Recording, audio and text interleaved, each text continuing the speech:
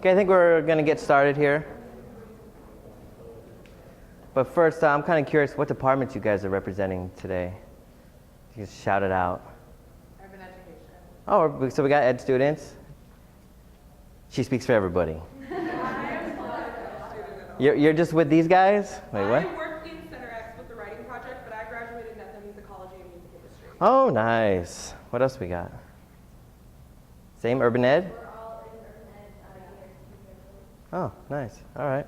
Well, my name's Scott Robertson. I'm a co-editor here with Anthony Nocella. I'm in SSCE.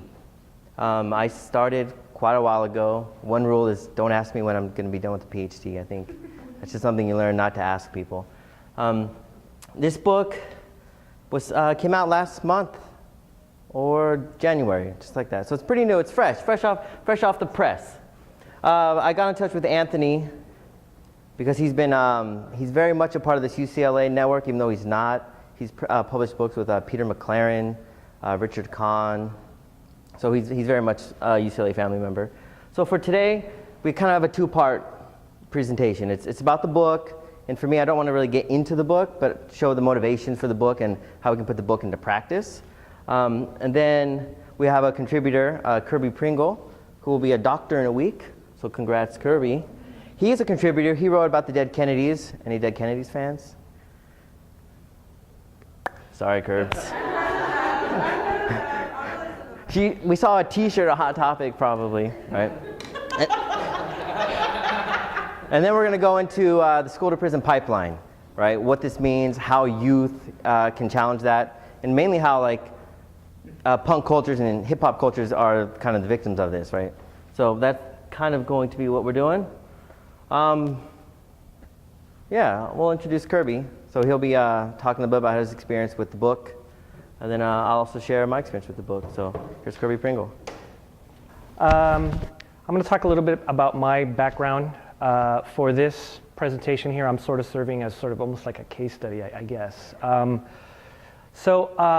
My background, my ethnic background, my mother's from Mexico. She actually lives there now. And my father is maybe like 10th generation American, I would say. They were in this country in the 1740s, actually. So I do speak Spanish. My mom didn't speak very good English. Something I initially wasn't proud of when I was little because I went to school in Simi Valley, but it's very useful speaking Spanish.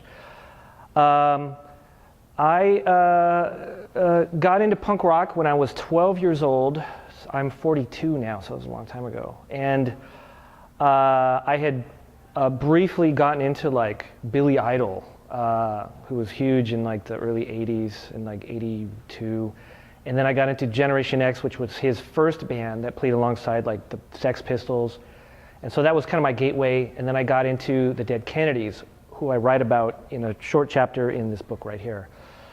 What led me to punk rock was several things. It was anti-musical in a way. There was not a focus on musicality the way, let's say, heavy metal, where they would do these long, ridiculous guitar solos and whatnot. Punk rock was very much the energy, the anger. There's also an intelligence to the lyrics that you don't see in other musics that I was exposed to, particularly new wave music and heavy metal, which I would actually argue heavy metal is somewhat anti-intellectual, actually. Then another aspect that I really appreciated was that punk rock was very anti-commercial. There was this sort of, actually built on rockabilly in the late 1950s and early 60s, this sort of DIY, do-it-yourself kind of a network of putting out your own records, usually doing small presses of 1,000, your own magazines. I actually printed my own fanzine, they called them. Not fanzine because you're a fan, but it's the fans making a magazine. And the punk rock bands were very accessible in general. You would literally write them, back when people used to write letters, and send it in the mail.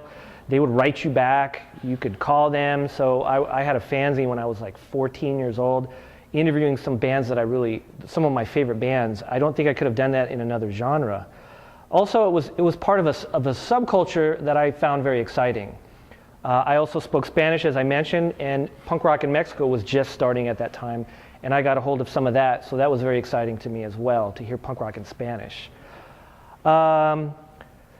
So punk rock, unfortunately, doesn't push you to succeed in school, from my experience. And I had gone from being a gifted learner, tested when I was 12, back when they tested at that age, to, by the time I was just entered high school, I'd gone to remedial. And that's not to say that I was unintelligent. I was not cut out for school in many ways. And punk rock really pushed you to question authority, push the boundaries, and school seemed very boring to me. So I got very good at cutting school, ditching class. I used to hop the fence. For several years in middle school, I lived across the street from my school, so kids would sometimes come over when I ditched class because they knew I wasn't in class. And so that is to say, I didn't have any high school credits, and at 15 years old, I actually dropped out of a continuation high school with 0 credits. I generally stayed out of trouble. I was arrested about 10 times, but never booked. I have no criminal history, actually. I never had any charges that stuck. I wasn't a criminal by any means. I was just wrong place at wrong time or whatever, that type of thing. So punk rock, one of the ideologies, which I'll talk about in just a second, that it instilled in me was this sort of drug-free ideology that you definitely don't find in a lot of other music genres at all. Not to say that when you think of punk rockers, you think of heavy drug use, especially with mohawks, and whatnot. But in punk rock, there's sort of a safe space with straight edge and some of these bands that sing about being drug-free. And that's something I had not really thought about or thought was even possible. And when I read a lot of these lyrics, it really, something clicked and it really made sense. To drug yourself made no sense to me. And so for the most part, I stayed completely drug-free. There was a couple years where I did drink in my later teenage years. But other than that, so I kept out of a lot of trouble. I don't have some of the stories like where I don't know, pawned my whatever or was homeless this or that or ended up in prison. I don't have that story, actually. And in some ways, I would thank punk rock for that, instilling that in me. So at 16, I moved to Minneapolis because I dropped out of school, and with a Mexican mother, you either work or you go to school. You just can't sit around the house. That's unthinkable. And my choice, since I had pen pals that lived in Minneapolis, that were punk rock pen pals, was to go to that city, which had a thriving punk rock scene. It was a pretty small city compared to like San Francisco and New York, some of the other punk rock cities. But it was just sort of kicking off this sort of anarcho-punk, very influenced by like British bands, which is what I was into. And so I moved there for 2 years and lived on my own. My parents were divorced, and so I got my father's what's it called? The payment. I'm blanking out. Yes, child support. Thank you. It was $300, which was a fortune back then, and so that paid my rent and bought my food. My mom sent it directly to me. I eventually did get a job when I was 16, working in a textile factory, counting the hats and tote bags at Minnesota Specialty Corporation, which is now this fancy pizza place, which you go to probably, because he lives in Minneapolis. So it's like Pizza Luce. That's the one down on 4th. That's where I worked. In fact, they kept it the same. They just repurposed it. So it's kind of weird when I went there. But anyways, so I did play in bands. So when I was 16, I played in Destroy out of Minneapolis. Destroy with a exclamation mark. And again, it wasn't about talent. You just had to have something to say. Our first show, we played in Alexandria, Minnesota, and it did not go over well at all. We were terrible, and to be fair. And I remember our egos were so hurt. We practiced every day, and then when we played in Minneapolis, we were pretty good actually. And then the band kind of took off. I went back to LA. So I sort of job-wise, I just kind of floundered. That seems to be kind of my story, to be honest with you. And at 26, I decided to go back to school. And I went to a community college, Pierce Junior College. I started there. I did really well. I was hungry for knowledge, I think. It was a completely different experience than high school, or middle school, I should say. And At one point, I took 23 units, which was very unusual. I had to have special permission from the dean, so I just went right through it in 2 years. And after that, I actually got a job as a project archivist at Cal State Northridge and decided to get my master's degree there as well. After that, I felt priced out of the market here to buy a home because recently had gotten married, and so I moved to Tennessee, Middle Tennessee. Bought a house there. The economy kind of tanked in that town. It was kind of a one-tooth town. It was called Columbia, Tennessee. And so we eventually re-strategized, and I went to graduate school at Loyola University Chicago, a fine school you probably never heard of. It's similar to Loyola Marymount, perhaps, kind of like a Jesuit college. Now I've got 4 children. I'm raising them vegan, and I'm not punk rock, as you can see, but I kind of am. Like, my outlook on life is very much via punk rock. I try and sometimes forget that, but I'm marked with the tattoos, and again, my general outlook. What did punk rock do for me? There's pluses and there's a few negatives, but definitely the pluses were, for someone like me, it gave me dignity. It showed me the importance of DIY ethic, do-it-yourself ethic that you wouldn't find in other genres. As a kind of a working class kid, I mean, I grew up in a trailer till I was 7, so I didn't have a lot of options as far as creativity, I would say, that maybe some other kids have, perhaps, I don't know.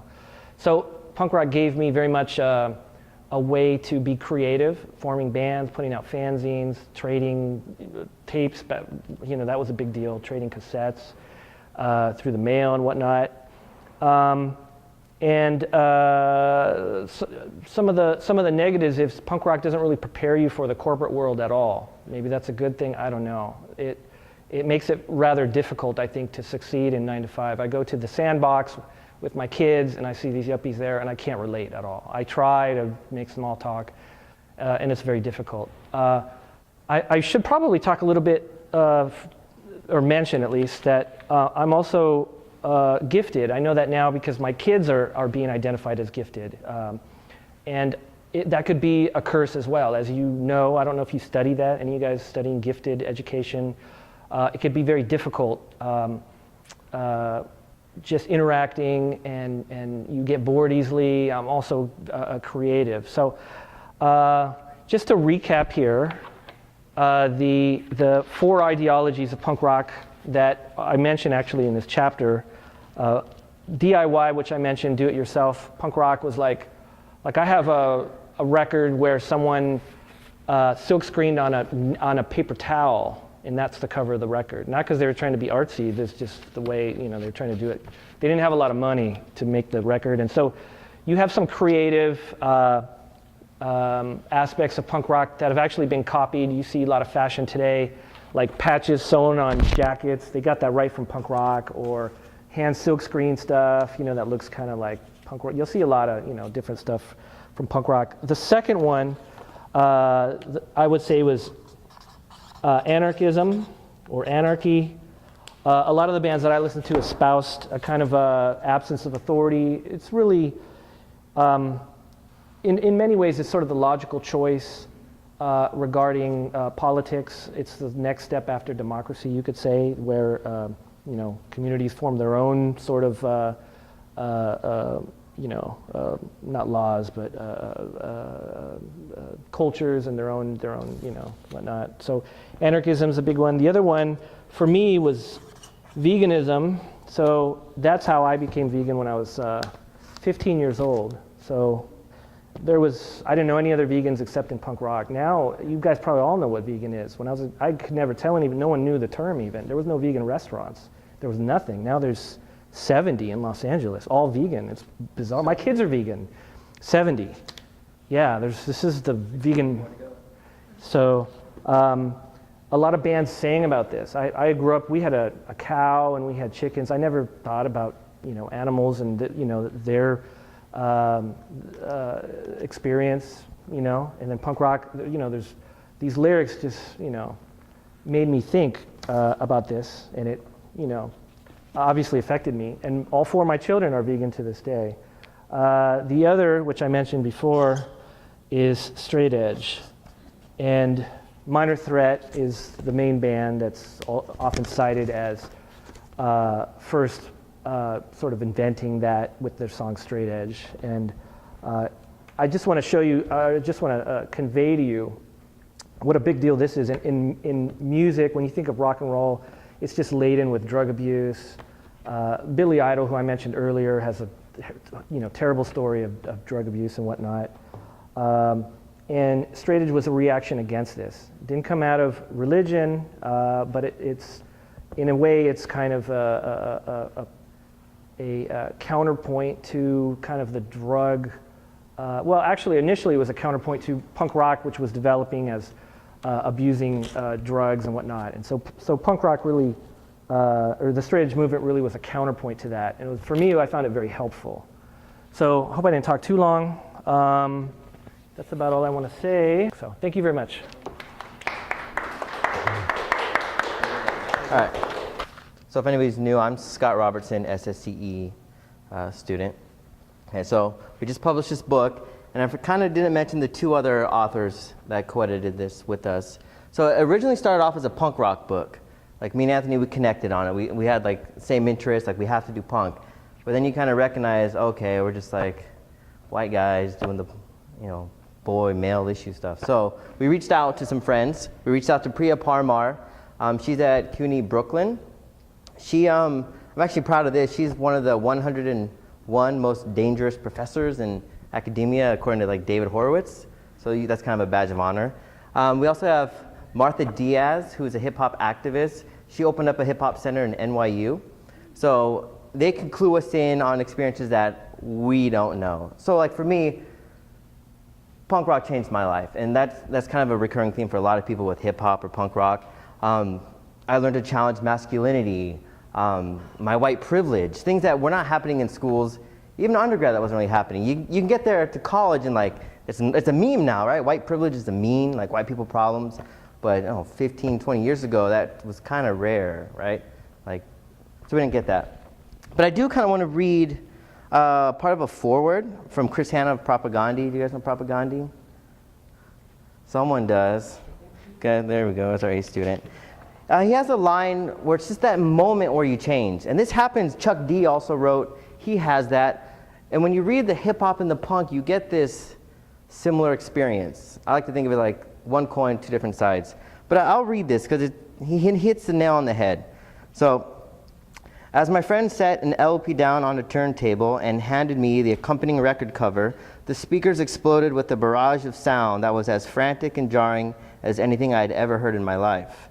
I sat in stunned silence as an obscure punk band called Millions of Dead Cops rampaged through an ear-splitting 9 minutes of sonic pandemonium, brazenly assaulting every fact of the prevailing order I was brought up to venerate: police, corporations, state power, patriotism, manhood, obedience to social norms, all completely and utterly eviscerated in the course of one shockingly brief side of an LP. It was outrageous, offensive, and treasonous, and I told my friend so. I shook my head and told him it wasn't for me. But as I left his house, something nagged at me all the way home. I was bothered by what I had just heard. How could a band sound so unhinged? How could they be so enraged? What the hell were they talking about anyways? Comparing the police to the Ku Klux Klan? Talking about wearing women's clothes and railing against queer bashers? Calling John Wayne a Nazi? What the fuck was this pinko commie bullshit? Why would they say stuff like that? It was insane. It was nonsense. And it sure as hell wasn't for me. I was safe and secure in my worldview and had no interest in making anything more complicated for myself. But he goes on and he starts one of the biggest life-changing bands ever. So many people are vegan now because of Propagandhi. But that experience is what I had.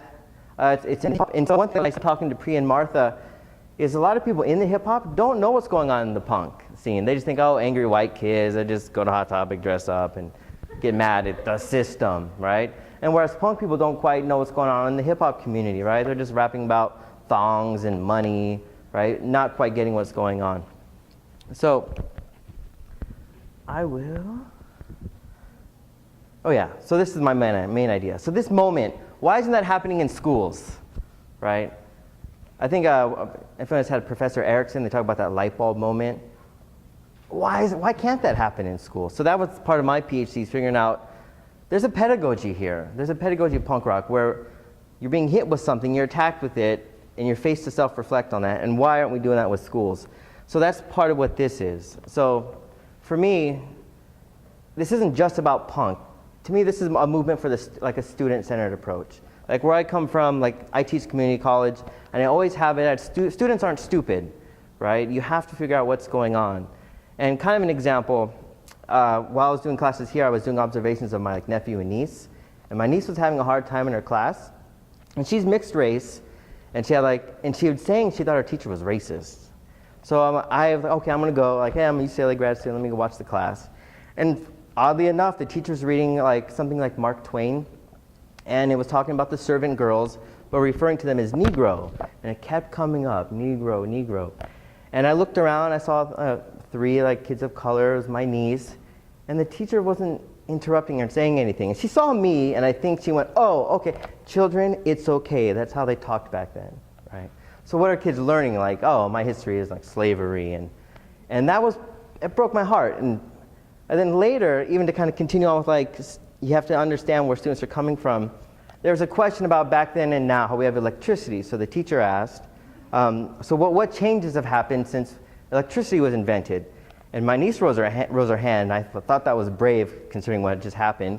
And she said, oh, people talk less. I was like, all right, nice answer. Teacher said, what? No way. And then the turn sharks, oh, we don't need candles anymore. That was the answer. Not it's affected how we communicate in our families. She's ready for grad school, but that's gonna get squashed, right? That's gonna get killed. Have you read James Paul G? If you do the linguistics, he had a similar story of a show and tell, where a girl would just tell about last Saturday my grandma made a big cake and it exploded everywhere. Really outrageous story. And the teacher, you're lying, sent her to the principal's office. But James Paul G's there, and he's writing everything down, you're transcribing everything. And he looks at her show and tell story and finds out it's this beautiful poem, that it's rhyming, it's got meter, it's calling back, but the teacher just was oblivious to it.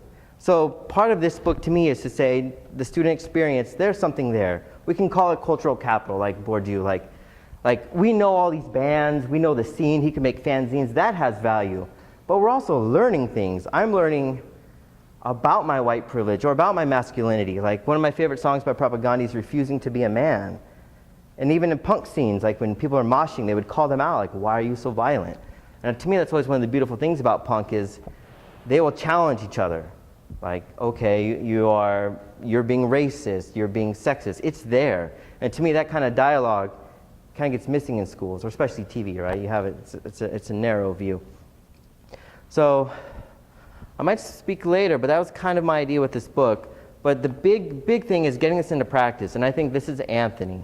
He came all the way from Minnesota. He's written with eco-pedagogy, disability studies, academic repression. He's big with helping incarcerated youth. Just before we went to the Youth Justice Coalition, it was like heaven to him. He's like a kid in a candy store, just stop police brutality. We met a lot of kids there that are getting their high school diplomas. They're reading Adorno, Assata Shakur. Wow, 15 years old, and they had a free range to do graffiti. Wonderful environment, and I think that's kind of where we think this book can kind of fit itself. But also future educators. So one ethic that I know I have is I was also in a punk band. We did pop punk, we did hardcore. The idea is when you go to a show and it's simple, it's not this heavy metal stuff, you know you can do it. Same with hip hop. You just do some samples, you can do it. Part of the ethic is with this one is students can also find a song and write about it. If it happens to be Taylor Swift, all right, it can be Taylor Swift. Because hey, people enjoy it, right? But I think this models that for classrooms where, hey, pick a song and let's get down to it because stuff is really happening here. I think, who knows Lupe Fiasco? That guy's pretty awesome, right? Am I right? I didn't know that. I was like, man. Yeah, you're also learning new things. That's the punk thing too, right? We're always learning new stuff. But I want to hit it over to Anthony. And then he's got a really good presentation on school to prison pipeline. And we'll do some Q&A after. So we want to talk to Kirby or myself. That's cool. All right? So. So if you all don't know, before I get going, some literature over there, the books are for sale. I want you to sign in, then you'll get to know what's going on a national level and a grassroots level around the school to prison pipeline. Anybody's ever heard of the term the school to prison pipeline? Raise your hand. Okay, dope. Okay, awesome. We're going to be doing a rally. You might know about it. Who knows about the rally at 8 o'clock? Okay, awesome. Very cool. So at 8 to 9 o'clock, there was a man that was shot and killed. He was a homeless man in Los Angeles. His name is Africa. Black Lives Matter, Save the Kids Los Angeles, and a few other organizations are going to be doing a rally for him and Tony Robinson, right? To just kind of get awareness, education. There's going to be hip-hop activism dancing, so you can get involved in the dancing, as well as just like, you know, spoken word, and anybody that wants to get involved and freestyle, whatever. And that's kind of the work that I do. I do a lot of hip-hop activism. Save the Kids in the Twin Cities. We put on the first international hip-hop activism conference just like 2 weeks ago. And so check it out. Google Hip Hop Activism Conference in Augsburg College in Minneapolis. It's pretty exciting. Who knows hip hop here? Any hip hop heads? Some people? Okay, Brother Ali we had people from Uganda, Zimbabwe, Israel, Colombia, all Skyping in. So I'm going to talk to you a little bit about the school to prison pipeline. I go all over the country talking about the school to prison pipeline. And I created with Save the Kids, which is a fully volunteer organization. We don't take any funding. We're not a nonprofit. And I'm also a professor at Hamlin and St. Cloud in Minneapolis. Going to be moving to Fort Lewis College to do this kind of work as well at Fort Lewis College in Durango, Colorado. So to focus more on Chicano, Latino, Latina, as well as Native Americans being targeted. So, which is a huge target, the highest per capita. So my experience, I learned how to read in first grade, or learned how to read in 11th grade, not first grade, that's not bad. And then I was in special ed from like kindergarten to 12th grade. Learned how to spell college in college. So then I got involved in, Then I got involved in like activism, and then I was like, I need to start learning how to write. I never put down the pen since when I learned how to write, because I was really angry and really frustrated. I broke a lot of things. I wanted to harm myself. I tried to commit suicide a number of times. My parents didn't know what to do with me. I went to, I wasn't just like a volunteer in the Special Olympics. I was in the Special Olympics. It was part of Briarwood High School, which was based in Houston. So I grew up in Philly and then moved down to Houston. That's when I saw like racism, poverty, ableism, sexism, the list goes on, speciesism. And so I wanted to do something about it. And then when I got into college, I got my PhD at Syracuse University, and I started getting involved in all these prison work. And I wrote on a number of prisoners and got a lot of people involved. Going back to this book, if anybody knows any political prisoners, anybody? Momi Abu Jamal? So he's in this book. A number of other former prisoners are in this book. I work with a lot of prisoners, and I got into like prison abolition from a political prisoner perspective, like an anarchist. But then I was like, wait a second, if we want to close down this horrible pipeline, like a Niagara Falls pipeline, we got to focus on the youth that are trapped into this system. They're not at risk, they're being targeted. And they're targeted by certain individuals and systems, right? So there's no such thing as being dropped out. There's a push out, right? So people systematically are pushing kids out through food, curriculum, et cetera, right? So here's the school to prison pipeline, kind of a systematic process. Sorry about that. Nope, awesome. Which pushes out certain youth from schools, okay? So there's no such thing as bullying. It's a cute neoliberal term. But anybody says, yo, I do bullying work and diversity work, what they're trying to say is there's not a system of oppression. There's only little kids that are bullying each other. But isn't it ironic that the same kids that are being pushed out are the same kids being bullied, right? And these four groups that are being bullied and being pushed out are youth of color, LGBTQIA youth, Two T's for two-spirited if you are Native American, youth with disabilities, which would be me, and youth with, that are economically disadvantaged. Now I'm going to get you all involved, okay? Is highest per capita of incarcerated, so we'll start over here. Youth of color, who are they?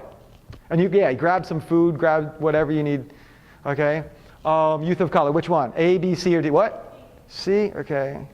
Awesome. Okay, B, LGBT, come on, the Q kids. What? D? A, highest per capita incarcerated. Also the highest per capita of kids, which I'll talk about for a number of other reasons. Youth with disabilities? What is it? D. All right, awesome. Yeah, special ed.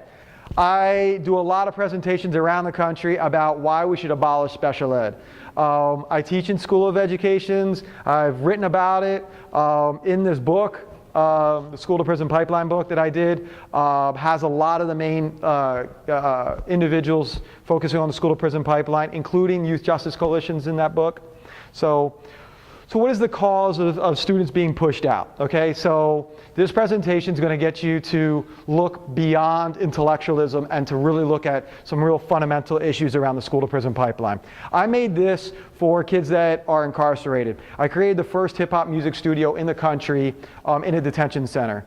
Also, one of the only ongoing poetry books that are dedicated to youth. Anybody want to get involved, please, because it's fully volunteer. We need people that are dedicated to this issue. I don't get paid, nobody gets paid. We're just wanting to eliminate the incarceration of youth, period. No matter if it's somebody that did something horrible, the action is not the person. So I created this. I go every Saturday to the Juvenile Detention Center in Minneapolis, and so to Save the Kids all over Los Angeles, Chicago, New York, etc. So I created this thing. I call it the whack-a-mole effect. Anybody gone to Chuck E. Cheese? Anybody like whack-a-mole effect? Awesome. So a lot of people say, blacks are lazy, Latinos are lazy, Hmong are lazy, Somalis are lazy. Well, they're not lazy if you see the whack-a-mole effect. And the whack-a-mole effect is, first, people on the west coast of Africa were free. Then there was slavery. First whack-a-mole, right? Then from 1400s to 1865, because that was the end of the Civil War, right? We had the 13th Amendment that popped into effect at 1865. Okay, and I'll talk about the 13th Amendment in a second. People have ever heard of like the prison industrial complex? Okay, people say the prison industrial complex, Angela Davis, critical resistance, say that the prison industrial complex begins like in the 1990s. It didn't. It actually began right here. In convict leasing. We're selling people into slavery, but they had to legalize it because the North had to look positive and progressive. But Lincoln and all these people were complete racists and slave promoters. But they wanted to figure out how to get a certain group on their side while also exploiting them. So people got arrested for sassing women, walking across the street, not knowing what to do, talking back. Then that wasn't enough. The rise of the prison and the criminal justice system wasn't enough. So they said, hey, we're going to go to UCLA and Stanford and MIT and a whole bunch of other institutions and create a thing called eugenics. And eugenics is basically a science that says that certain people, because of their eyes, their nose, their hair, their forehead, are less human and more ape-like. And then that was kind of the rise of this concept of minority and majority. My students, I teach a class, 3 classes on race, right? And we talk about like prison abolition a lot. And I never allow them to say minority, right? Because minority, if you look it up in a dictionary, it means, anybody? Less than, right? It means less than. And I don't want people talking about less than, right? So what we kind of get away from is this less than 3/5 vote, right? And then kind of move into the Jim Crow, which is separate but equal, which was not separate but equal. We know that from Michelle Alexander, which now she's beginning to talk about capitalism and the prison industrial complex, which is good. Then they said, okay, we separated them, we pushed them away. What else can we do to keep these people down? We'll just kill them. 1960s, 1970s, we'll just start killing. That was Fred Hampton Jr. December 4th. Anybody know who Fred Hampton is? Right? He was in Chicago. Who's 21, 20 around Anybody? Okay. So he would walk outside Chicago, and like 1,000 people would swarm him and just listen to him. And he was brilliant. He would say, white power for white people, yellow power for yellow people, brown power for brown people, black power for black people, all power to the people. And he was like scary because he was trying to be intersectional before Kim Crenshaw made a definition of intersectionality in 1989 and saying, yo, we all need to empower each other and we're all in this together. And that's why he got killed, that's how Malcolm X got killed, and that's how Martin Luther King got killed, because he's trying to build bridges together, right? And so that wasn't enough. They killed off like a lot of the leaders. So they put crack cocaine, yep, in your community specifically. Los Angeles, Oakland, with Highway Ricky Ross, right? And there was a documentary that just came out, The Messenger, who saw the documentary like 2 years ago, about Highway Ricky Ross, about Gary Webb, who was the journalist that talked about that. So we're going to addict all of you on drugs, and then we're going to blame you that you're on drugs. To say Nancy Reagan says, just say no, and blames the victim, while Ronald Reagan goes after the victim by creating the war on drugs, right? And then what we have is this like 3-step process. People were getting out of prison. They were getting locked up because of drugs, and people were getting out of prison, and then there were some empty beds. And that's why I'm going to Colorado, because there's a lot of private prisons. And so right here, there's some empty beds. So I'm going to kind of do a simple equation for you, right? Department of Education talked to the Department of Prisons, and the Department of Prisons said, yo, how many prisons do we need to make in 20 years? He said, I don't know. How can we figure that out? He says, I don't know. Department of Education says, why don't we test the third graders, standardized tests, and we'll figure out how many will fail the standardized test. So they're like, that sounds logical. Okay, so because criminals are what if you don't pass the standardized test? What? Perfect. Okay, so now we began the equation. Criminals are, say it together. Okay, most criminals in prison are of what race? What? African American, black. So we're going to jump over stupid, all right? African Americans are, see, it starts criminals. Criminals are, okay, African Americans are, yeah, so reinventing the whole eugenics, the Department of Education is perpetuating, right? So that is the beginning of the school to prison pipeline, right? And then we look at like standardized tests and the problems of standardized tests, right? That standardized test didn't work for me, and it doesn't work for most people, right? Because they're biased. So I did this book called The End of Prisons.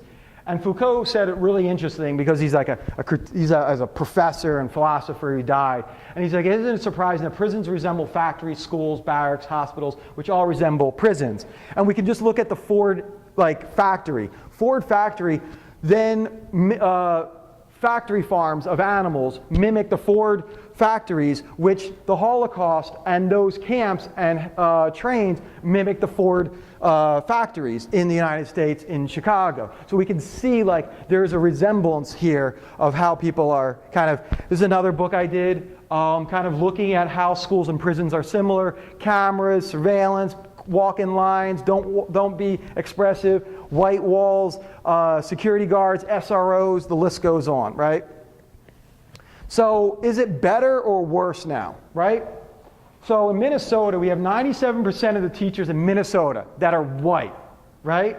This is outrageous, right? Before, when there was segregation, 100% of the teachers. Most progressive teachers in urban education are arguing this.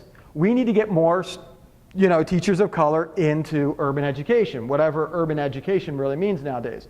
Inclusive classrooms over here, because there's no segregated special ed, and over here, special ed, because African Americans overrepresent, because it's not that I can understand you all, I can't, so because I can't understand you all, I'm going to fail you and say that you have a disability rather than saying I have limitations. There's no such thing as cultural competence. You're going to hear the word, if you're in education, day in and day out. You cannot be competent in being another identity, right? And I think that's really hard for higher ed, specifically white, able-bodied, heterosexual Christian men, right? So what we need to say is, no, I can't be competent in what it means to be a woman or a person that has disabilities, that's physical, or a transgendered woman. I don't have these capabilities, but I'll try to relate and be in solidarity. But they don't talk about solidarity in higher ed. They talk about, competence, owning, controlling, and being capable, right? So these are some warning fields of education. I got like a few slides to show you. Classroom management, these are not, kids. These are kids. These are not widgets, right? These are not factories. Education psychology is the most homophobic field of study out there. And I'll battle anybody because it says that boy brains, Mars and Venus. Who's ever read that book? It's like perpetuating the binary of gender, right? And we can't do that. So ed psychology, you can't know what it means, right? Special ed is just like another form of segregation, specifically for people we don't understand, right? So urban teaching has become, it was brilliant in the 1960s, right? But has been co-opted by saying white teachers teach black kids. Like, how do you teach a black kid? Do they speak English? So, we can go in and, do Freedom Riders and pretend to rap. You don't have to rap, right? And you don't have to wear blackface to engage in another culture. You can respect the culture and read, hip hop and punk and not even understand it. You can value other cultures, right? And then after school programs are us right here putting a Band-Aid on a larger problem. Right? So if you ever see a lot of after-school programs in communities, it's because there's a larger problem that's not being addressed. Right? So typically you see it in the poor communities, like Compton. Right? Warning, academic achievement gap, anybody says it, beware and leave the room quick. Right? Like Teach for America or something like that. Right? So, and they got a whole bunch of other things. Oh, then Kanye, or Common, and then what's his name that did a rap for Selma for Oscars? Who was the other dude's name? Yeah, Legend. He's on the board of TFA.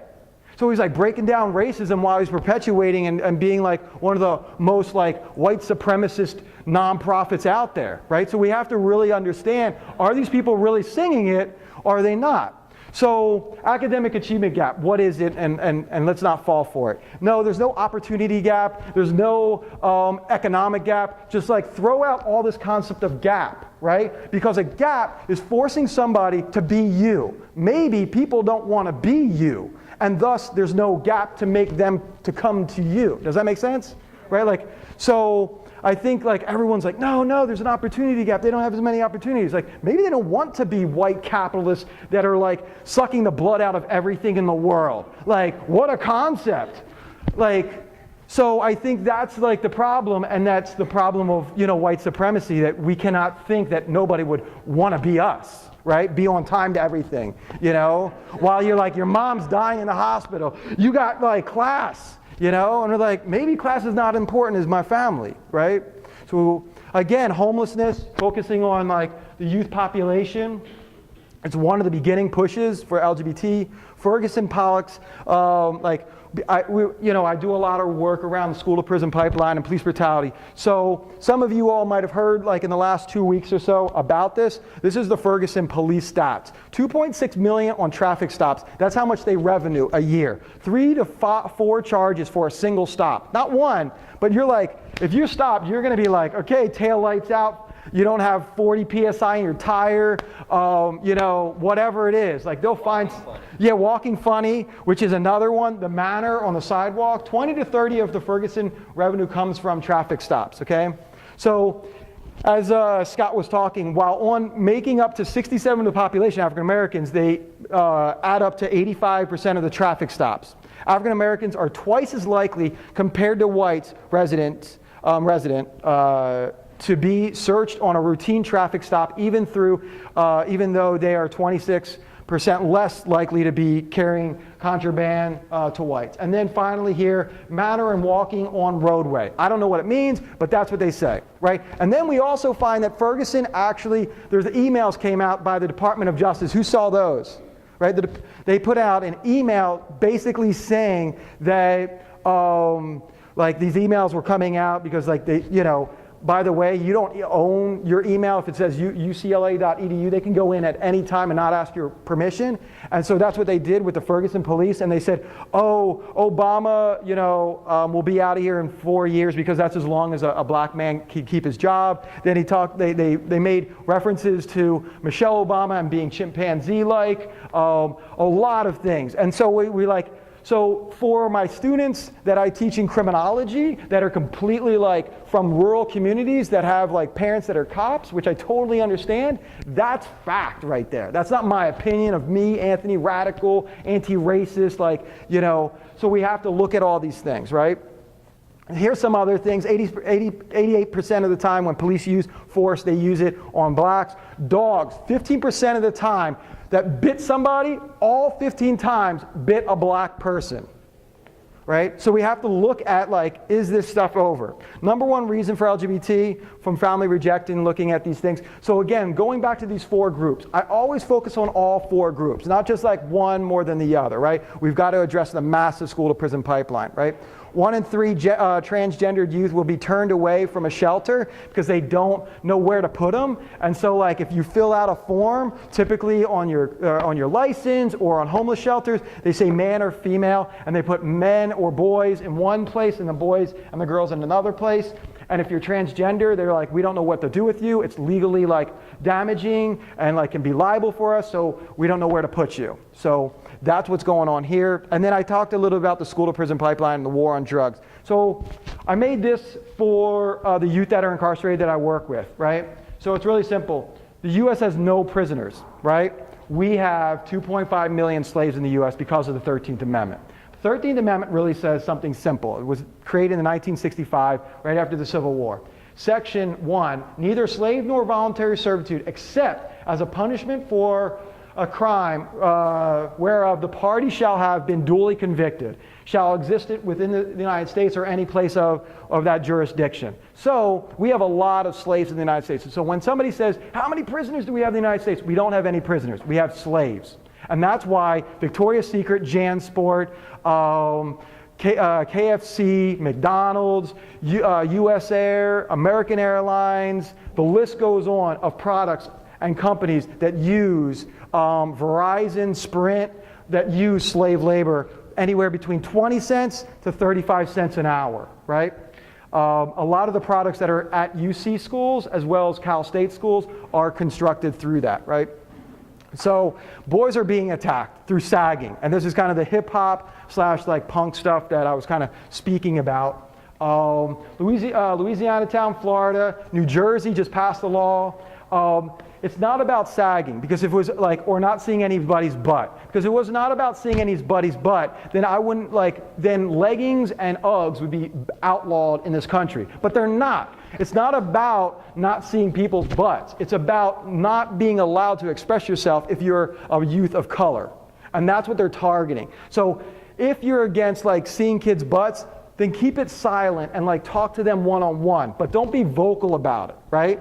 Because you got a lot of people saying, oh, I don't want to see anybody's butt. Then why is it that you're cool with seeing V-cuts with women and Uggs and leggings? You're fine with that because it's perpetuating a white male domination in our society, right? Does that make sense?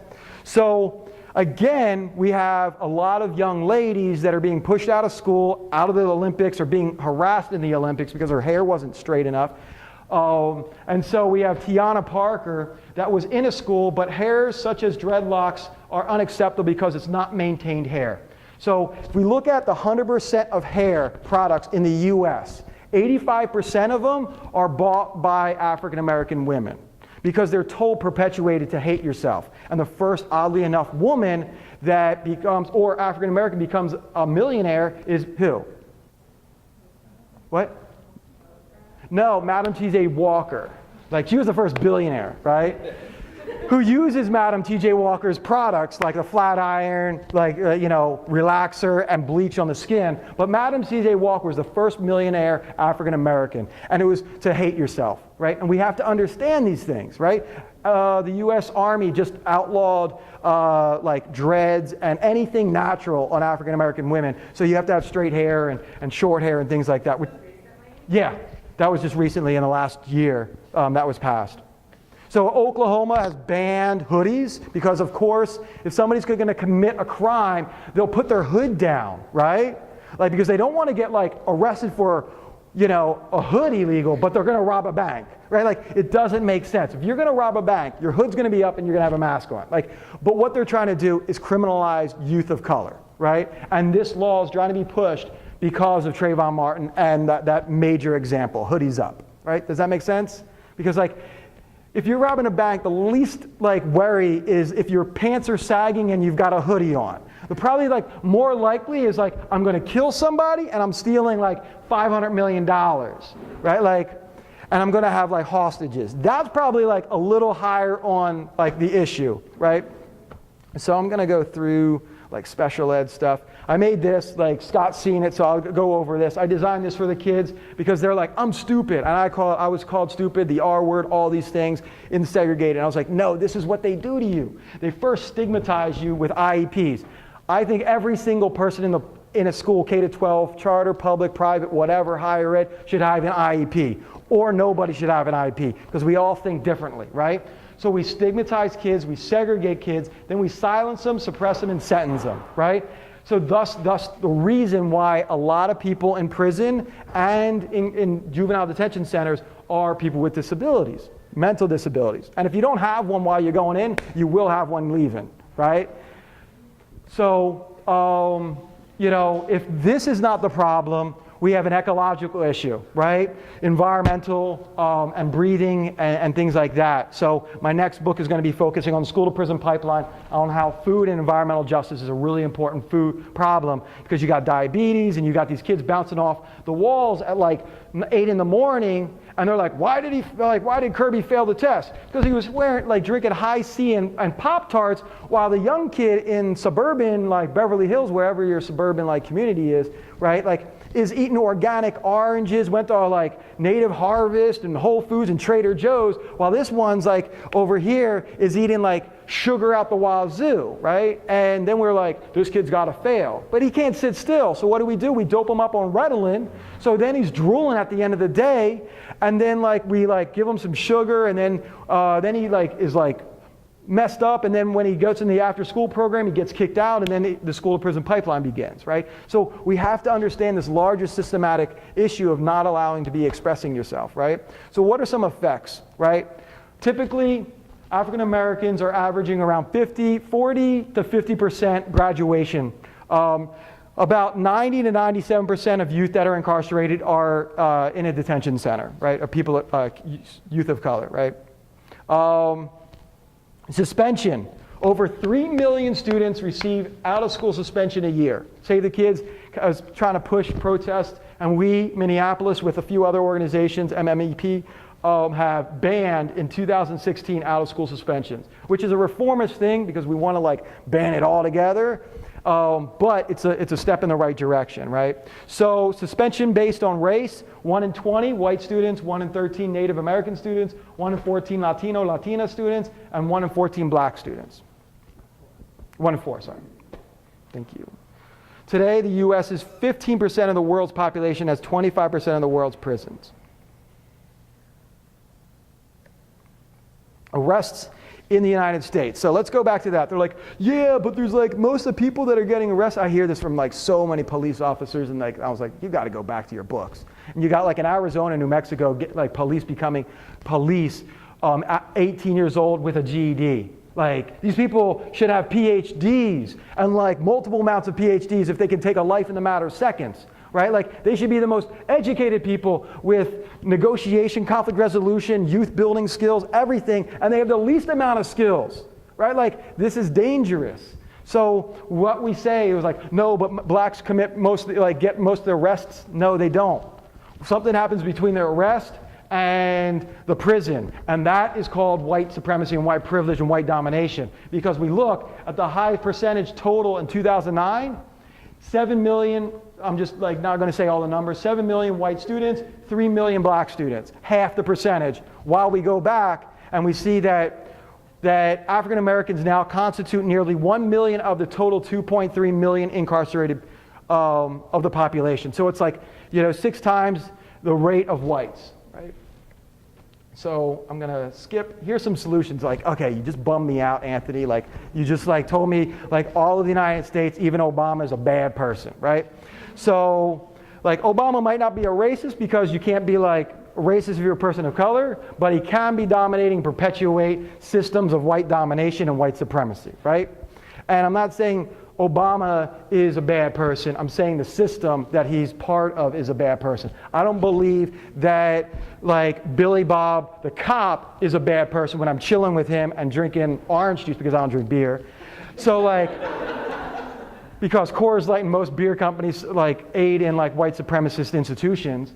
Like Coors Light like supported David Duke and his 5% when he went up, and David Duke is in the KKK. So we have to really understand all these things. So looking at this issue, right, we have to understand some of the solutions that we get ourselves into, right? So don't hate the person that's a cop, hate the system that the cop has created, because he's a working class person, typically he. But like trans, they, them, her, like him, all of them, they're not bad people, they're just trained bad. And what we need to do is have peace officers instead of police officers, right? So some solutions: education, not incarceration. What a concept, right? Ohio State, 19,000, juvenile detention, 123,000 a year, right? Segregation, stop promoting special ed and stop getting involved in special ed and say why it's horrible, and perpetuating, equality, which is it's a socially constructed measurement. It doesn't mean anything. It's apolitical. So I don't say I'm for equality. I'm for equity. Equity means you get what you need and want, right? So peer mediation, conflict transformation, therapists, images of peacemakers, diverse student body, diverse student teachers and staff, social justice, inclusive education, small classrooms, co-teachers, peer education, and hip-hop culture and punk culture, right? Like, we got two punks, and which is like a bad stigmatizing word, like, you're a punk. Get out of here. What are you darn punk? Like, it's like you gotta like get Tupac and like right here, and instead of punk, like thug life. Like, people gotta reclaim these things. Okay, so here's like respect youth experience, hip-hop and culture, or transformative justice. Who's ever heard of restorative justice? It's like transformative justice diet. So don't do restorative justice because it doesn't reinforce identity politics. That's why transformative justice is being embraced by trans communities, women of color, and students and youth with disabilities, right? So we have to really understand transformative justice demands prison abolition as well as reinforces identity politics and like intersectionalities. Because like, yeah, I just robbed the Walmart in 2005 during Katrina, but I had to. So who's the real criminal? Restorative justice would say, well, there's a victim and offender. There's no such thing as a victim offender. I can be a victim and offender at the same time. It's this binary, black, white. Victim offender is a binary that's socially constructed through the criminal justice system. That's which we always like to perpetuate, right? So, I talked a little about hip hop. I think the most brilliant person, and in this book, right, Dear Mama, has broke it down into what the school to prison pipeline is. And this is why Tupac is so brilliant, because he speaks like Dr. Dre and Chuck D and stuff. They said, I am the black CNN. And I think Tupac was one of the first, journalists. He said, and who think elementary, hey, I see the penitentiary one day. That a third grader will see the penitentiary because he failed the standardized test, right? So I'm going to go through a few things. So Black Lives Matter, everybody knows about it. 8 o'clock, please be there in a little bit. Where? Wilson Plaza. Wilson Plaza. So you all know, 8 o'clock. We'll be holding banners. We'll be doing dancing and hip hop. There's going to be a lot of people there, and Save the Kids. So hopefully you all could get involved, and this is kind of like some of the stuff that we do. So yeah, thank you so much.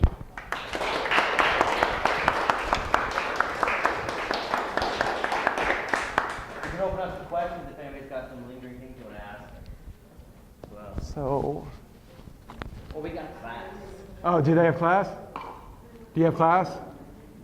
Okay. Thank you, thank you. Hey, there's Black Lives Matter right there.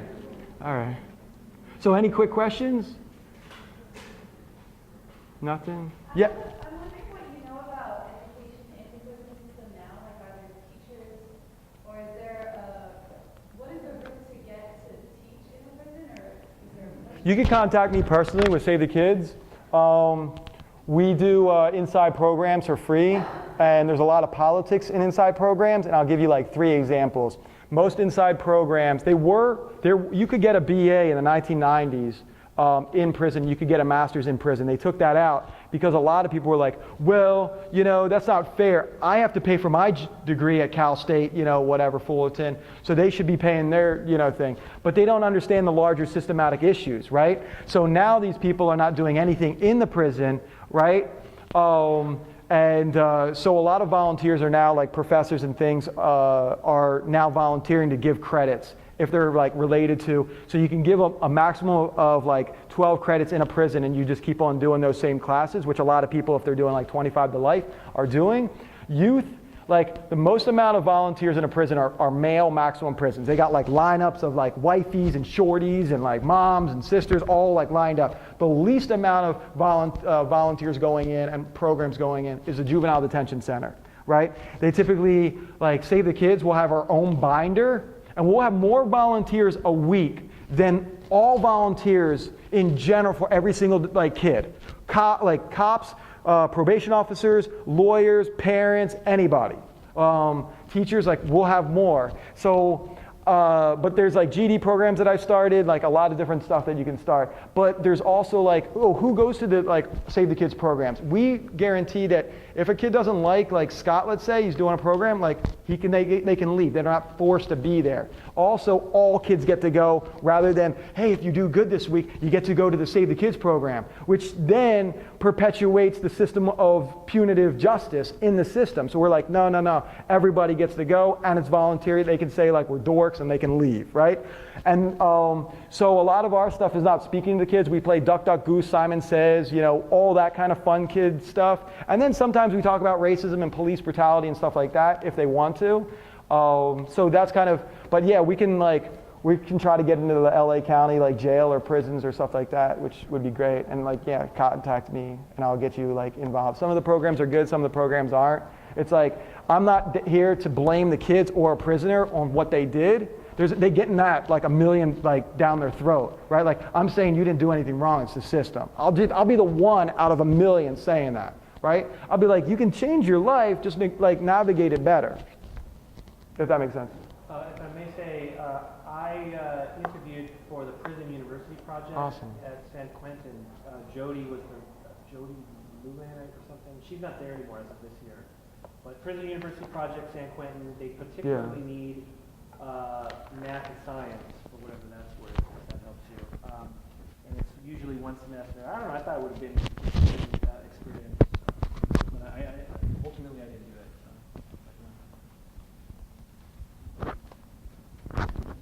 Very good, yeah. That's it. This is kind of like a big question that I don't know if there's an actual answer to.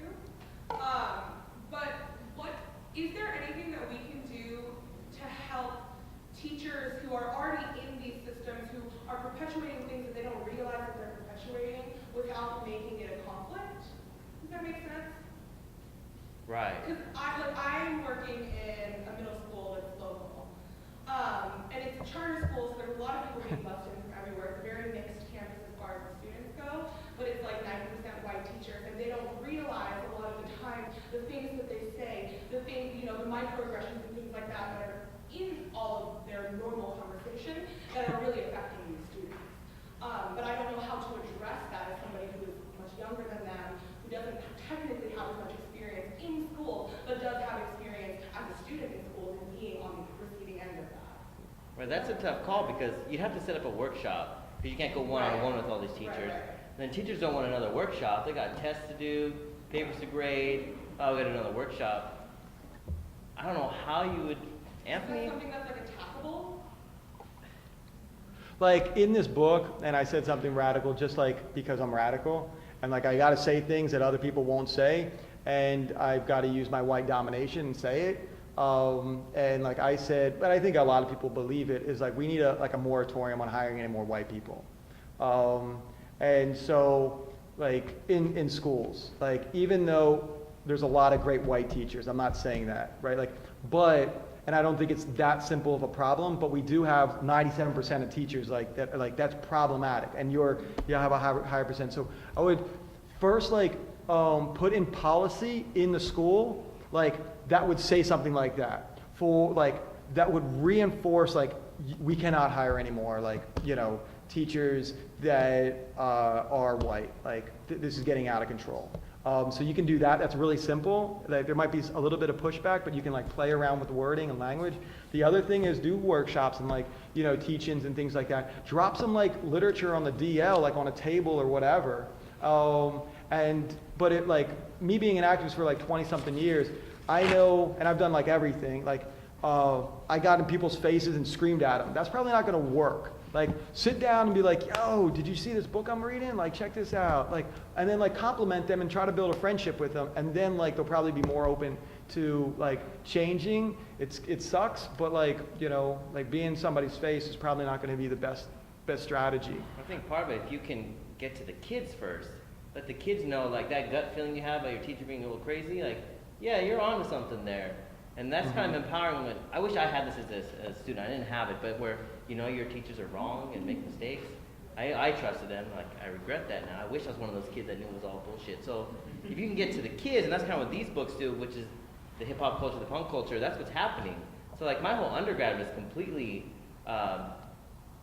supported by my knowledge of punk. I did a political science degree only because I was trying to understand these lyrics. Like, there's a song I thought nation states were a bad idea, and I had a class called like nation states in 19th century. All right, I'm gonna take that class, right?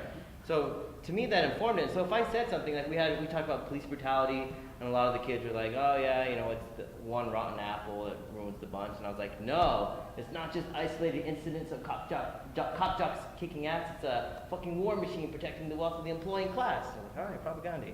And even if the teacher thinks I'm crazy, I know there's a whole band behind me on that. And so that's empowering. Even if the teacher's like, well, you're crazy, you're just too radical for this. But like, I know it came from like a place of true meaning. And I think maybe if you can't get to each one of those teachers, get to the students. And if they can like realize the system they're in, then they can kind of manage it. Because you don't want them to drop out. You're being pushed out. And if you can be aware of that, then you have something to at least rally against and fight against. Kind of like teachers, I was saying, and I said it to you today, is that teachers are not the problem. It's the system in higher education, like UCLA, pushing out like cogs of machines, right? And I think that's like the major problem is higher ed is the problem. By pushing out these people and not having a required course to be a teacher of conflict transformation, transformative justice. That's not a required course. Classroom management is, maybe. Curriculum development is, like, so I think that's like, that needs to be like kind of addressed of, yo, teachers, you're not the problem. You just have limited education because of UCLA or Cal State or whatever. And I think we need to address a larger problem, how it trickles down, right? Like, just like cops are not the problem. But it's easier to shoot somebody rather than telling them all they gave to history was being a slave. So like, what's worse, being shot or being told and living your whole life that you have internalized oppression, right? Like, so teachers can be damaging, and they were damaging to me. I wanted to kill myself like a dozen times. So like, because I was called stupid and retarded and all these horrible things. So I think like, we need to figure out how to challenge these things and bring love and liberation and like transformation back into this classroom. And even like shaping your classroom into a circle, putting up like pictures of themselves, not doing grading in like the traditional way, like those kind of things you can do. Like, I know we have students here doing things on empathy and caring. Like, we're hitting those things that don't really sound so academic, but it really gets to the heart of our students and teachers. And that's encouraging. Our programs are pretty much centered around those. Nice, yeah. The urban ed's pretty sweet. I was going to ask about Garland. So do you say that possibly not employing like white teachers in a school that is predominantly white educators would be a solution to like solving the systematic issue? I'm confused on what you meant by that. I like, if you have a lot of teachers that are white, one thing you can do, and I was like noting, is like, we could put a policy in that says like, okay, for every, and you can say this, it's like a different way of affirmative action is like, for every white teacher, there has to be like 5 teachers of color, or some like kind of policy in place to challenge this like pipeline that's going in. Be, so that's all I'm saying. No, I completely understand that. Oh. But that in itself, isn't that an assumption that a white teacher doesn't necessarily have the critical consciousness of ethnicity and how it plays into the school system? Because how is one supposed to know the teacher's background or history or the type of culture they grew up in if we're looking at it from an ethnic standpoint rather than a racial standpoint? Isn't that a bit like, I'm not totally against affirmative action, but I'm saying like, not every white teacher comes from a white predominant household with privilege, with white power, with white supremacy. So, and I only say that because the community that I come from is predominantly Mexican American, Latina, Hispanic, and Black. But I would not consider myself part of that dominant. I know I do have privilege. We all have privilege in many ways. But I myself feel that I'm a bit more culturally aware than the stereotypical 90% white teacher that would show up at school. For sure, I agree. But we'll never, like, you and I, if you identify as white, I do, and if you identify as white, I'll never know what it means to be a person of color. And that's like a major issue. Like, we need to like get away from actually educating history and math and science and talk about people's narratives and stories and experiences. Like, I will know what it means to be a kid with disabilities better than most people because most people don't have disabilities. So I know what it means to go through that story. So like getting them to first have some type of self-worth, then we can start teaching. But if a kid and a person doesn't have any self-worth, they can never learn anything. So I'm not saying that like you wouldn't be bad, but we do have to throw these like broad strokes out there to say like, wait a second, what I'm actually saying is, yeah, there are good, and I said that like in the presentation, there are good white people that are radicals. Bill Ayers, yourself, there are, but like who gets to dictate like who's radical and who's progressive enough?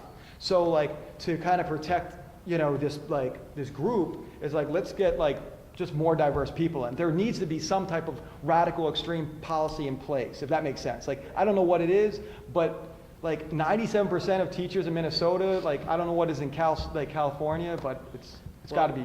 If I could, Yeah. This is something I know a little bit about. My partner, essentially my wife, she graduated from the School of Education here. She has a doctorate. She teaches in Watts at a middle school. So every day I hear stories. You wouldn't believe some of the stuff I hear. She got her nose broken not too long ago, breaking up a fight. It's just crazy stuff, right? Anyways, my point is, and she's like dramatic, like white, like you, actually.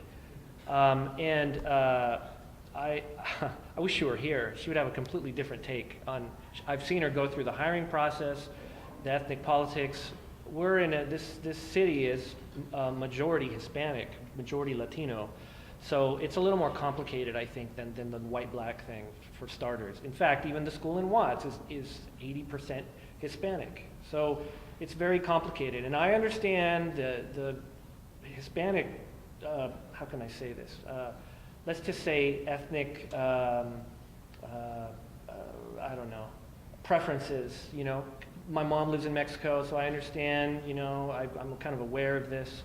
I'm not condoning it, but it's just part of, I almost see it as, it's almost part of nature where, you understand certain, I don't know. Sounds bad, I know, but, so, I don't know. It can be very difficult being a white woman trying to be an assistant principal or a principal, so I sympathize with some of you who are white going through that. You're going to eventually become assistant principals or whatever, or be on the board of education or whatever. I don't think ethnicity should stop you. I mean, she speaks fluent Spanish too, and that's another thing.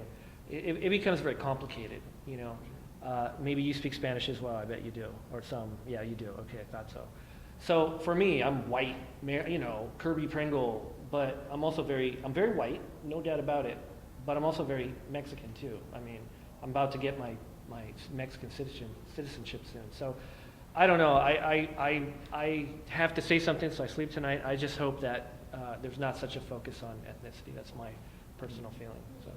Right. Well, I think even for me, like if I wanted to think I'm one of the good guys, but I found out the school had a diversity hiring practice, I'd be acceptable with that. Like, okay, like instead of it just, hey, what about me? I'm like, okay, that's a good idea that will help more people.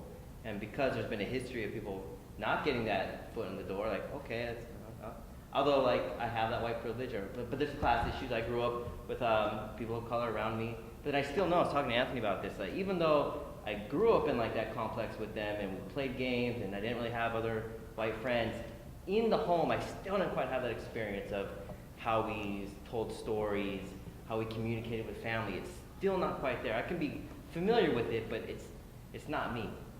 So I think there's an acceptance that if we are going to diversify, that I'll accept that. And I see you hand in hand. I think white people need to work on our white issues and like build a community of saying, yo, and hopefully you got my number. I'll give you my number and be like, yo, I got this issue. I got some people call me this, and they're like, yeah, Anthony, yeah, you should shut up. Like, leave the house. Like, and I do a lot of stuff, and like, just because like, oh, but they don't know how deep, and I got a PhD and 2 master's degrees, they don't know as much as I do. No, Anthony, I think you just need to leave the room now. Like, and it's like, and I've gotten that phone call, you know, and I've gotten people telling me that, and I think, but I need to work people like you, and like, hey, you're not alone. Like, it's a hard, difficult conversation to be in solidarity, you know. But yeah, you had a hand, and then the person in the back of you had a hand. I was talking about hip hop and punk, and then we kind of shifted gears to like school prison pipeline. And I'm still looking for this bridge a little bit. Like, I can imagine what hip hop looks like in the classroom if you think about like deconstructions of authority, like empowerment of voice, and like all these things. But like, how can we like teach through that then? Like, it's not hip hop to me isn't about like content, it's about the pedagogy of it that you would like apply to a classroom context. Because I'm more like, no offense to punk, but like that resonates more with me and like my background and understanding in a classroom. But like, so what? Like, do I just make a circle in my classroom and then like allow students to always write authentically, or like, you know, how do I take what I understand with that and put it together? I taught at Cal Poly Pomona, and I taught introductory history. I think it was 102 to freshmen, and I took time out about half an hour to teach about punk rock in this basic entry-level class, and I taught punk rock as the greatest youth movement in American history. Is it or isn't it? I argued for it, and then I argued against it. I actually put that on the test. And so I talked about my personal experience slightly. I have the greatest prop, and maybe I should have brought it. It's a kick pedal, you know, like a bass drum pedal that I got. I toured Mexico in a band, and in Mexico City I picked it up, and the kids were so damn poor, they couldn't have, you know, it's only like $80 for a really, you know, decent. They made it themselves out of wood. All very intricate. It looks like exactly like a kick drum pedal, but made out of wood. Not only in punk rock do they do that, you know, poor kids do that in like Jamaica and stuff like that, but it's incredible to see when you see it, especially if you're a musician. And so I try and show the DIY, the 4 basic ideologies that I mentioned, and then I have how mass culture, like popular culture, sort of stolen elements, you know, with Nike stealing like Minor Threat, you know, that one ad, this type of thing. And I compare punk rock to, because you got to talk about what you know, and that's what I know. And kids have said it's actually my best lecture that I give, you know. But I compare it to rockabilly, the 60s hippie thing, which I'm not a fan of, so I kind of, you know, that's what I do. And then, what else do I do?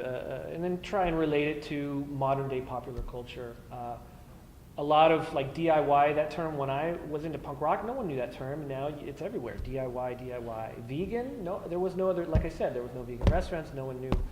And now it's into pop, there's probably a vegan here even, maybe, possibly. But I'm telling you, so it has an impact. And you know, and to me, I don't talk about hip hop at all because I know very little about it. So you talk about what you know. So that's, you know, I hope that answers your question somewhat. No? But like Paulo Freire, if you know him, he was popular at UCLA. So he said, like, I can't teach you my information.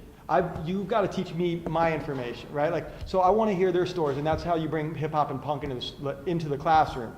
And So then you say to the first of them, like, yo, why don't you all bring your first, like your favorite song into the classroom, curse words or not, offensive or not, bring it in and print out the lyrics, or I'll print them out for you. And then we'll all read them. And then what we'll do is analyze them on the politics, social, history, science, math, whatever. Most Def did a song on math. And like he said, like he talked about the planets, then he talked about the history of black people and slavery. Like he broke all these different numbers down of like how 1492 and the 3/5 vote and like 9 planets, and like I was like, whoa, like, and for a kid, all you have to do is listen to this 3-minute song, and you're now breaking down science and all these other things. And like Mark Lamont Hill at Columbia University is doing, like, he did a book on education and curriculum. Then there's another book out on hip hop and science and how you can use hip hop lyrics within science. But then also, like, DJing in itself is completely mathematical. Like, how many times it goes around is like, you know, the diameter, the ratio, and then like you got to get this one to match this one, and then you're also talking about like which I'm not a musician, but like, you know, the beats and the time of the beat. So you can do a lot of things of that sort. For example, like if we looked at modern history of the game and Lil Wayne in this, like in the very beginning of this book, in the first song, he talks about Don Imus. He talks about like a million different like individuals throughout history and modern history, and then you can like talk about in like a bibliography kind of way. So I think looking at hip hop lyrics in more of a history type of book, and like taking those people out and then saying like, here, now let's look it up in an encyclopedia what these people are actually saying, and like breaking it down. If that helps you out.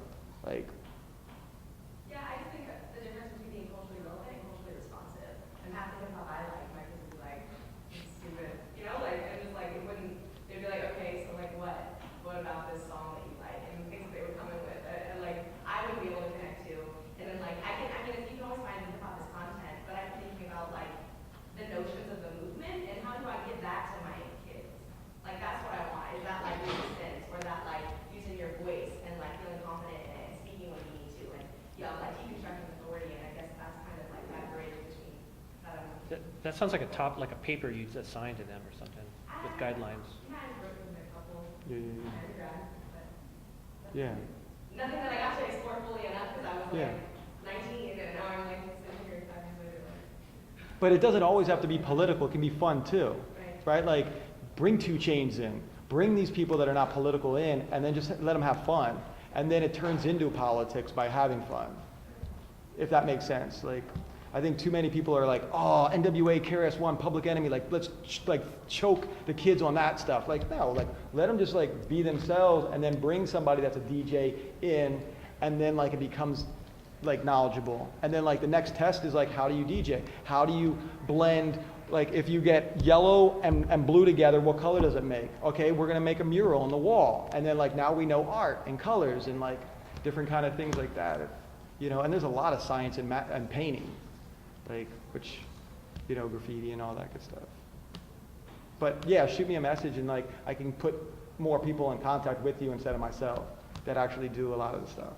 I think that's like what we can do in this room right now is like, and like all these people here, you know, and you all, like, we might have not have the answers, but we do know a lot of people that do.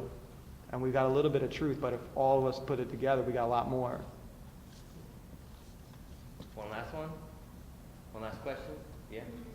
So, I definitely hear you guys on like these themes that come through a lot of hip hop, and I feel like there are different genres of hip hop, and there's different like movements in hip hop as well. And one thing that I don't know a lot about hip hop, but I also have like had conversations with people about how prevalent sexism is in certain hip hop, right? So, like how can we generalize and say that we should bring topics to the past when there's very prevalent notions of sexism in hip hop that like need to be addressed as well, and that are almost self-colonizing in a way when we think about like this male-dominant ideology that's present in a form of music that's supposed to be liberating, right? So how do you And that's a beautiful topic. So you can bring the sexist music in and elicit how the people are feeling, how your students feel. That's one thing too. We can't make them radical. We can't give them. We have to hope they hear it and ask the girls, how do you feel? We can't say that was sexist, right? bring it, and then, or you can counter it, bring in the coup. Some good songs about like their daughters and how they want their daughters to be empowered. And that could be the counter story. And that's what I've been saying, one of the powers with hip hop and punk is they check each other. You're gonna get another song calling that artist out. And sometimes you can get song after song just stacking. Like NoFX writes a song, Propaganda counters, they counter. You get a nice little dialogue happening. So you can bring that to them because we don't just have a topic and we're done with it. You can just keep getting deeper and deeper. So if it is sexist, that's worth talking about. We don't have to hide from that. And internalized oppression, right? Like you go to a club down the block right here, and you got half the women singing "To the wall, to the window," the sweat drips off my balls, right? Like, and they're loving it, like, and there's like internalized oppression that needs to be articulated. There's a lot of trans, anti-trans. I don't say like homophobia because like I don't like the phobia because it says that these people have a disability. They don't have a disability. They're just haters. And they have a like internalized hate in themselves. So it's like anti-trans, anti-gay people. So I think that needs to be articulated. But like a lot of them, as you say, like let's listen to these songs. And like I was just listening to the beat. I wasn't like actually listening to it. Like, like I think and I wasn't listening to it until somebody was like, some woman told me, like my friend was like, yo, you need to stop listening to this shit. Like, and I was like, what am I listening to? They're like, do you listen to the lyrics? No, I'm just bopping my head. Like, and I think a lot of people, 99% of the people are just bopping our heads. Like, yeah, like B's and H's and W's. Like, it sounds awesome. But I mean, patriarchy, sexism, anti-trans, anti-gay, ableism trickulates throughout all of society. So you're not going to find music that's not. Like, so then let's embrace their culture and say like, how's it working out? I think the trick for elementary school teachers is bringing that into the lower grades, I think, and finding ways to incorporate music and talk about those issues that really understand the person's experience as well. Cool, we got a rally in like 15 minutes. Rally. Hopefully you all can come.